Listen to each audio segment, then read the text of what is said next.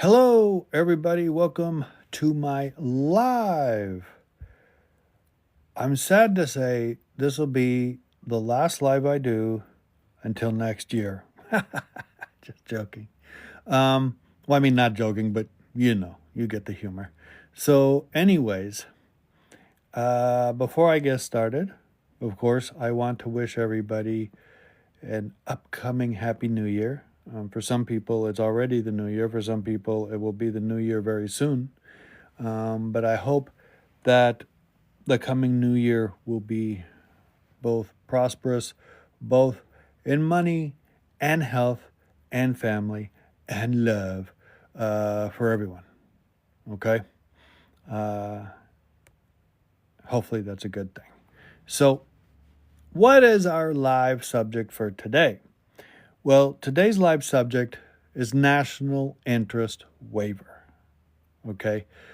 The EB-2 National Interest Waiver. So, as usual, I will answer all the immigration questions once I'm done with my spiel on the EB-2 National Interest Waiver. And so you can ask your questions now. I will get to you. You do not have to repeat them. You can if you want, but you don't have to, because I will get to them. I don't get to them right away, obviously, because if I'm still talking about my, national interest waiver and the EB-2, I'm not going to answer questions while I'm in the midst of it. But I'll scroll back after, answer the questions, and then scroll through all the people who joined and all the questions until they're all answered. Okay? So that's how it works. All right. So, first of all, I've done videos on this, lives on this before, but on the EB-2, okay, that's employment-based second preference. I've done lives on it before, but I'd like to concentrate this particular time on the National Interest Waiver, okay, or NIW, okay, that's short. And I'd like to go through more or less what it takes and generally how you qualify and how to go from there. So first things first, I will get requests through email, through TikTok, through WhatsApp, LinkedIn, Facebook, whatever.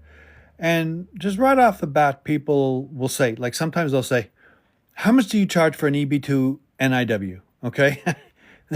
And they won't even tell me what their background is, what their qualifications are, whether they even qualify, and they just want to know how much. Oh, thank you. So the bottom line here is before I ever quote a price, okay, I'm not just going to quote a price because you're not going to a shopping store and looking for butter, okay? I need to know if you qualify, okay? And chances are for somebody who just sends me, a request and says, how much for an NIW? Chances are they think they qualify, but there's been no professional analysis and determination whether they do. Let me tell you why that's the case. Normally, for an employment-based green card, you have to go through what's called a labor certification, okay?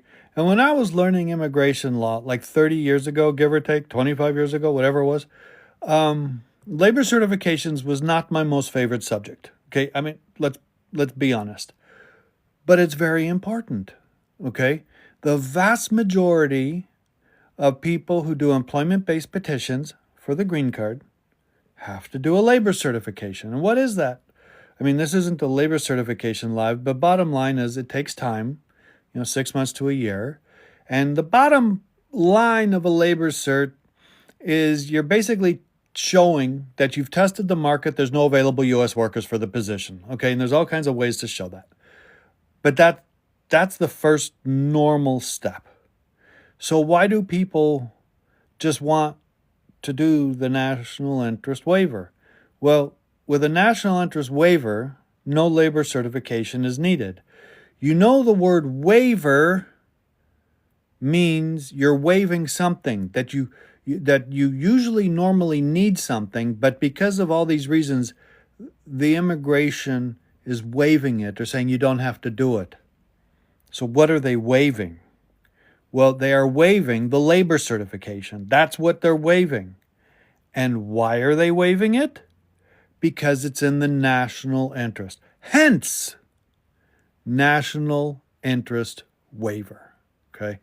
And so people will think that, well, hey, I don't have to do a labor certification. Number one, that's going to save me a lot of money. Two, it's going to save me a lot of time. And three, I'm going to get the green card a lot faster. What they don't realize is that you have to qualify. Okay? They have to qualify for the national interest waiver to get the national interest waiver. Okay? So let's talk for a minute about how you qualify. The bottom line minimum of how you qualify. Okay, this doesn't mean for sure you're in. And this is what a lot of people don't understand is, the bottom line minimum is you have to have an advanced degree, which basically means anything above a bachelor's, or you have to be considered exceptional ability, which there's all kinds of ways to try to show that. Now, just to humor yourselves, that's not extraordinary ability, which that's EB-1. It's exceptional ability. So you have extraordinary ability way up here, and you have exceptional ability down here. Okay?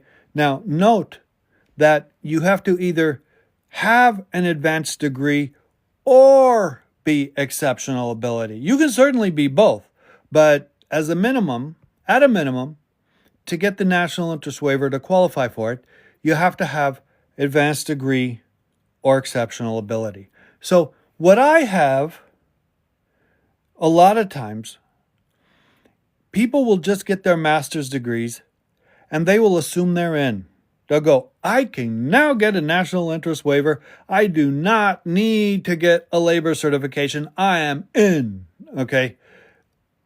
The fact of the matter is that's not the case. Okay, the door is open for them to apply. They statutorily, minimally qualify, but you notice it doesn't say advanced degree waiver. It says national interest waiver. Okay? So you might guess the reason they say national interest waiver is because you have to show it will be in the national interest to waive you having to go through a labor certification. Okay? You're also not going to need a sponsor, which is a big thing. So, if you don't have an employer that's willing to sponsor you, the national interest waiver is a beautiful way to try to end up getting the green card. But it's difficult to show it will be in the national interest. And just getting a master's degree, albeit I know you worked hard, I know it was difficult, but just getting the master's degree by itself does not translate to it being in the national interest. Okay, you might have, thank you for the hearts, everyone. You might have a master's degree in engineering, or you might have a master's degree in English, or you might have a master's degree in computer science, whatever it is. But how are you going to prove and argue and convince them being immigration, that it is in the national interest for them to waive the labor certification for you? Okay? And there's all kinds of ways that you can show that, but just walking out the door with a master's degree is not enough, period. So that's all you have, and no work experience, no real work experience, other than maybe an internship. It will be quite difficult to show. I'm not saying it's impossible, okay? I mean, let's say, for example, let's say you get your PhD in nuclear physics, okay? You might be able to show that it is in the national interest that they grant you the waiver because you are going to be working on nuclear fission and atomic, made products, maybe nuclear submarines, and you're going to be applying to the military or to defense firms in order to assist them to increase their capabilities in nuclear fission and whatever fusion, whatever is required in nuclear submarines. Okay. Now, that particular argument might convince them that yes, it is in the national interest. But still, you have to ask in the back of your mind, even if you just got a PhD in it, does that mean you're going to hop in the door and be able to get a job right there, right then, without a lot of work experience? And I mean, maybe, maybe it's hard to say, but that would be an example of the national interest. Okay. Now, there's all kinds of arguments that you can make. There's no set argument. It doesn't say that you need to show A, B, and C to show it's in the national interest. I mean, that's why their lawyers are lawyers. They need to be creative and show why, with your experience and degree, it's in the national interest. Okay? Let's say you have a master's in teaching. How can you show that's in the national interest? Well, maybe you have a master's in teaching, and maybe you have years and years experience working with kids with autism, and maybe your argument would be that to take your education with your experience will enhance the educational abilities of people with autism and related types of diseases that need help of the nature of which you have. And obviously there's people with autism all over the U.S. Okay. So that's how it's done. Now, when I say that's how it's done, every national interest waiver is different. Okay. Obviously, you can see that if you're going to show it's in the national interest, that the arguments are not the same, unless you happen to get 5 people who got PhDs in nuclear science in physics in the last 6 months, then of course you can do that. But everybody has a different degree. Everybody has different experience, and everybody has different goals of where they want to work and what they want to do. Okay, so you can see it's not easy to get a national interest waiver. So sometimes if someone's really on the border and it's just not a real strong case at all, I might suggest, maybe it would be better you just do the labor certification, assuming they have an employer to sponsor them. If they don't, then that's a different story. But if they do, it might be because when you submit it, they have to adjudicate it, and it takes time, and they might send an RFE, request for evidence, which you have to go and, determine what needs to be done at that point. Okay? So what I'm trying to stress in this particular spiel is a national interest waiver is not easy, but if you get it, it's great, and there are definite benefits to it. So if you're in the ballpark and you have a good lawyer, like myself, then, you can make good arguments and go from there. But of course, there's no guarantee. There's never a guarantee. All right? So that's that. So let me see if we have any questions today. I know it's the end of the year, and sometimes people, when it comes to the end of the year, they don't have a lot of interest in, questions. But let's see. All right. Well, we have a question right at the top here. You have to wait for the 10 years to pass to do the I-212 and I-601. The answer is no, you don't. Okay. First of all, let me tell you why you're thinking the 10 years.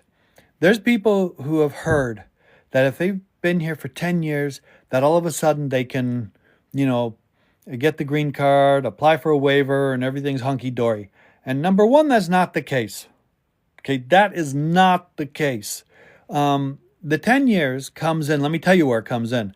It comes in for when you apply for cancellation of removal for non-residents, okay?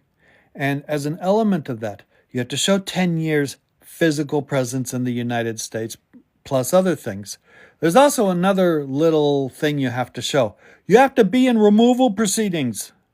Okay, if you're not in removal proceedings, then the 10 years isn't going to apply to you. Okay, so let's say that you're asking two different things here about the I-212 and the I-601. The I-212 is when you have a deportation order. Okay, and what you're asking there, okay, this is probably what you're asking too. What you're asking there is you've got a deportation order that says you're not supposed to come back for 10 years. When can you do the I-212? Well, the I-212 is essentially a whole package that says, okay, I know I've been, deported and barred for 10 years, and I know I'm not supposed to try to come back for 10 years after the deportation. But what a 212 does is it says, okay, for all of these reasons, legal, declaration, factual, all that, forget about the 10 years and let me in. If you waited the 10 years, then there's no need to do the I-212 because you've already waited the 10 years. Okay? So the 212 legally can be done the day after you're deported. Like you could be on the plane to Guatemala or wherever, and you could be preparing the 212 on the plane. Okay? I'm not saying it'll be approved. Obviously, if you submit a 212 3 days after you're deported, it's more difficult to get it approved. But the 212, the whole purpose of it is to get back before the 10 years is up. After the 10 years, you don't need it. Now, the I-601, that's for when you are inadmissible based on some reason. So let's say you were deported because of a crime. Okay? So you're deported because of a crime. So the deportation has a 10-year bar. Minus anything else, it has a 10-year bar.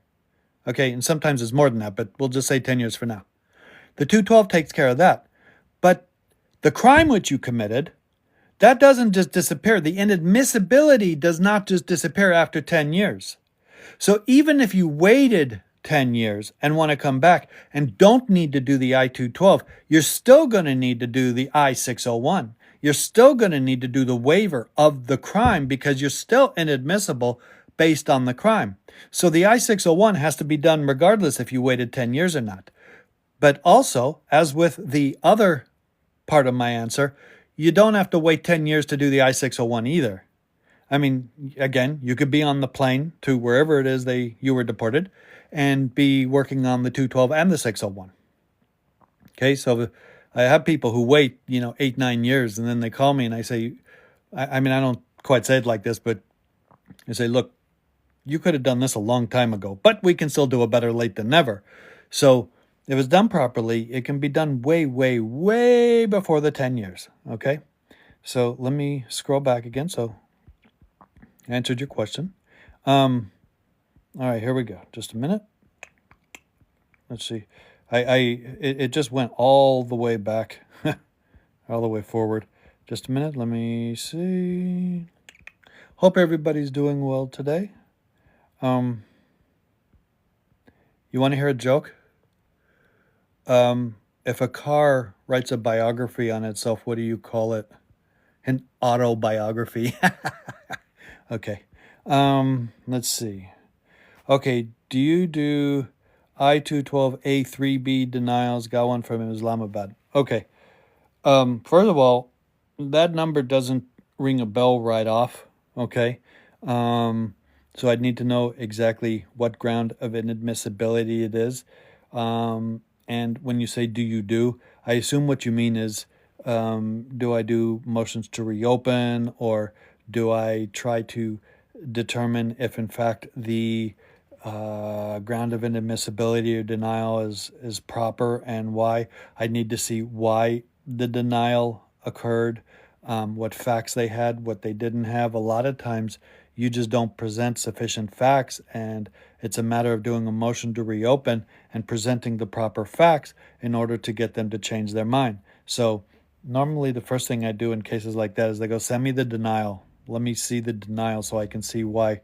Because no matter how someone tries to describe it to me, if I read the denial in 30 seconds, I have a better idea. Okay? So send me the denial and I'll let you know. Okay? But to answer your question, I do anything with U.S. immigration. Anything and everything. Ask me about Canadian immigration, I don't do it. Okay? All right, let's see.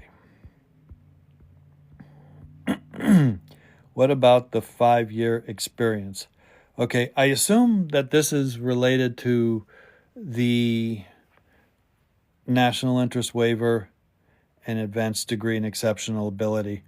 First of all, 5-year experience, what you're referring to is for someone who doesn't have a master's degree, you can try to show the equivalent of the master's degree by showing 5 years of progressive experience. Okay. Now, that doesn't just mean 5 years experience. Let's say you have 5 years experience as a cashier and you got, an accounting degree. Well, you're not going to be able to show you got your master's in business administration because, as a cashier, and I'm not putting down cashiers, but as a cashier, you're not going to show progressive experience, okay? You will have to show that you've had a position and then been promoted and promoted and promoted and show all the duties to show the progression of it so that you can argue that it is equivalent to a master's degree. And if that's the case, then, you can definitely try to do the national interest waiver. With the 5 years progressive experience, you might also show you have exceptional ability, okay? Because with exceptional ability, you don't have to necessarily show the master's degree, and then it becomes moot to try to show progressive experience to get to the master's degree level. Does that make sense? Okay. Let's see what else we have. I heard of UK computer science professor who got a national interest waiver to work in the Defense Department. I would probably agree that that's probably an accurate statement. Okay, I mean, think about it. You have a UK computer science professor, which 99% means he most likely has his PhD in some area of computer science. Now, the area of computer science is a little unclear based on your statement here, but obviously it has something to do with defense, working with, maybe it's the computer guidance system and missiles or whatever it is. That certainly would be in the national interest of the United States. This type of work is easier to prove national interest than other types, okay? I mean, when you have stuff related to defense, to national security. I mean, if it's in the national security, the word itself, national, okay, in and of itself, shows it's in the national interest of the U.S. So, if you happen to have something or some area that is in the national security, you will have an easier time proving getting a national interest waiver. Okay. All right. Let's see what else we have. And then as soon as I get to the end with no more questions, that's when I'll say adios, amigos, until the next time. But let me do get the questions before the end here. Thank you for the hearts, everybody. All right, 1 second. Okay. Let's see. You have to be patient with me while I scroll. Okay, after you get approved for it, what happens next? Okay. Again, I assume you're talking about the subject of today, which is the national interest waiver. So what happens after you would get approved for a national interest waiver, just like if you got approved for the labor cert, you skip to you go to the next step. So if you're outside the United States and you have an approved national interest waiver, you can do consulate processing. Okay, that's consulate processing, which is the final process to show that you actually get the green card. Okay, if you're inside the United States, then you would do an adjustment of status showing approval of the national interest waiver. So essentially, after you get it, you have one more step to get the green card, and then you're home free. Okay, whereas, for example, the labor cert would be labor certification, I-140, and then adjustment, so you don't have the labor cert process, so it's a good thing. Okay? Let's see. So not basic courses. Again, I'm sort of interpolating here what I think you're meaning here, but I think you're asking if in the national interest waiver, if you take basic courses in school, if that would qualify you, and um, that is correct. Okay. Um, I mean, if you're just taking English and geometry type thing, you're going to have a very difficult time showing national interest waiver. Okay, that's the fact. So this goes to the denial of this question when he had given me the code section for the denial, and it was 212A3B, and that just didn't ring a bell right off the bat, but national security. So that's a national security denial, and that's not good, okay?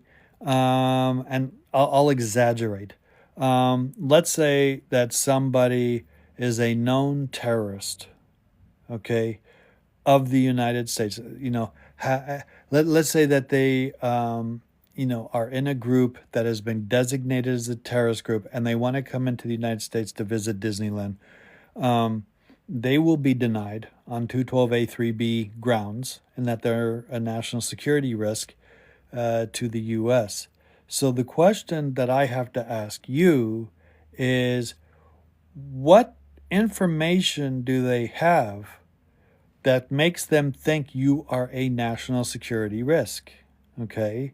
Are you part of a terrorist group, which I assume the case is no, because you probably wouldn't have applied in the first place if you were. Is it your name? Did they find your name on a database? In which case, if that's the case, that's an improper denial. Because if you happen to have a name that was flagged on some database that happens to be similar but no other reason, there shouldn't be a national security bar for you. So again, I need to see the denial, and I need to know the facts as to why they believe you're a national security risk. And then, of course, how you overcome it. There's all kinds of ways, but it's very factually specific in that I need to know why they think you are, and then I need to try to overcome it. I need to show either they're in error, okay? I need to show why whatever it is that they're thinking won't make you a national security risk. Let's say you have some crime in your your home country, in which case, if you do, it's a long care why you're under this ground and not the inadmissibility on the criminal ground. So it's very factual specific, but it can be overcome. But I need more facts, okay? And that's not an easy one to overcome. If they claim that, that's not an easy one. But I'm never one to back away from a challenge here. So obviously, if you're going to do a motion to reopen or reconsider, and that you're not a national security, it needs to be heavily argued, documented, and so forth, with all kinds of stuff. Okay? And I have all kinds of ways of showing it with professional assessments, legal arguments, cases, factual arguments, and so forth. Okay? You can't just send back a thing saying, I'm not a national security risk, you guys are wrong. Okay? Obviously, that won't work. All right? Okay, let's see what we like here. So it's not a one cap fits all type of thing. Absolutely. Okay, again, I know you're referring to the national interest waiver. Absolutely not. That's why when I get these people who will, sign up with my firm for a national interest waiver, and then a week later say, is it done? I let them know at the beginning that that's not the case. It's very factually specific. We do the research, the legal arguments, the declarations, and then it goes through revisions and all this type of stuff. Okay? And the very fact that it is not one that fits all is the very reason it takes longer to prepare a national interest waiver. I mean, number one, it's discretionary. It's your burden to prove to them and convince them that, in fact, it is in the national interest. And it takes some convincing. The officers don't get anything by saying yes or no. You can't bribe the officer, okay? You can't send a lollipop and think that they're going to say yes, okay? They have a job to do. And if they feel it's in the national interest, they'll grant it. If they don't, they won't, okay? You have to understand when it gets in the door, without them reading anything, they're predisposed to say no. That is the fact. And you have to convince them through the whole petition why to say yes. Okay? All right. Let me see. We're continuing on here. Okay, it just scrolled all the way to the bottom. Let me make sure. I think I got all the questions. Let me just make 100%. Well, here's one. Okay. No, the case was approved first and then denied and then revoked. Again, I think this is the same one with the national security risk. So obviously, if it was approved and then it was denied and revoked, I mean, something came to their attention. So I'm answering you the same. Something came to their attention that made them believe you were a national security risk. Okay. And the question is, what came to their attention? They didn't just deny it and revoke it out of the blue. Something came to their attention. Okay. All right. And they're supposed to send you a reason for denial. So that all has to be there. So send me the denial and the revocation. Let me see it. Okay, not the whole file. I just need to see. Okay, my husband vacated felonies. Can I share this with you? The answer is yes, you can. Let me tell you, though, I mean, the reason you're doing this, I mean, I assume you're probably a U.S. citizen. Your husband could probably not get the green card because he had some crime that made him an aggravated felon, and now it's been vacated, and you want to know how now he can either remove the removal order, or make the motion to reopen, get back into court, and or try to adjust status with you or do consular processing. So first things first, which is why you need to share it with me, is I need to make sure that it is properly vacated. Okay, there are ways of vacating a crime under criminal law, which are just peachy fine, but it doesn't meet the requirements under immigration law. Okay, under immigration law, there's certain things I need to look for to make sure that it has been properly vacated. So under immigration law, it's no longer considered a crime, and therefore you can move forward with the immigration. So yes, send it to me. Let me confirm by looking at it that it does fall under the proper laws and so forth, and rules and regulations to be able to use it and proceed forward under immigration law. Okay? All right. How long are S visas good for, and can you get your green card with that? Well, I mean, the answer is yes and yes. S visas are good for 3 years, and you can get the green card after 3 years. Okay? So if you get the S visa, put it on the calendar, start preparing the green card application 2 years and 6 months down the line, submit it on the 3rd year in 1 day, and everything's good to go. Okay, S visas are not real easy to get, so if you have one, you got to move on it. Okay? I mean, I say it's not real easy to get. There's nothing real easy to get in immigration law. That's why it humors me when people say, can you give me the easy way to get the green card? I say, well, maybe go to another country, not the U.S. Okay, you have a green card, you have 2 petty larcenies, 1 DUI 5 years ago. Can I apply for naturalization? Well, it's possible. Okay, it's possible. But I need to see the statutory language exactly of the larceny. I need to see the statutory language of the DUI because in different states they differ. But it is possible to apply for criminal naturalization 5 years after the last crime, and those crimes themselves cannot be the sole basis for a denial. But people who don't do this right, I'll tell you, I have so many people over the last 3 decades, they will think that they can just file naturalization themselves with prior crimes. And the next thing you know, not only do they have a denial, but they're in removal proceedings fighting to keep their green card.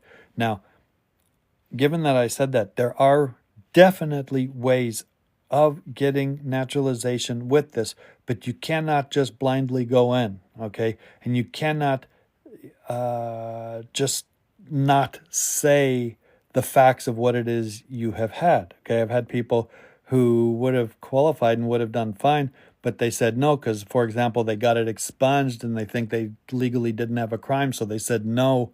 On the naturalization, have you ever been convicted of any crime type thing? And they thought they were saying the right thing by saying no, but in fact, immigration denied it because they said you just committed misrepresentation. Okay, so the answer is yes, but it has to be done carefully, and I need to confirm some things by looking at the statutory language of your crimes. Okay. I was applying for renewal for the EAD under COH. So COH is asylum, pending the BIA appeal. What proof for the I-589? Well, I mean, if the appeal is pending, then you should be able to get the EAD. You just show that the appeal's pending, okay? It's not proof for the 589. They already have it. Okay, what about after 2025 immigration of Trump? Well, good luck determining what's going to happen with that.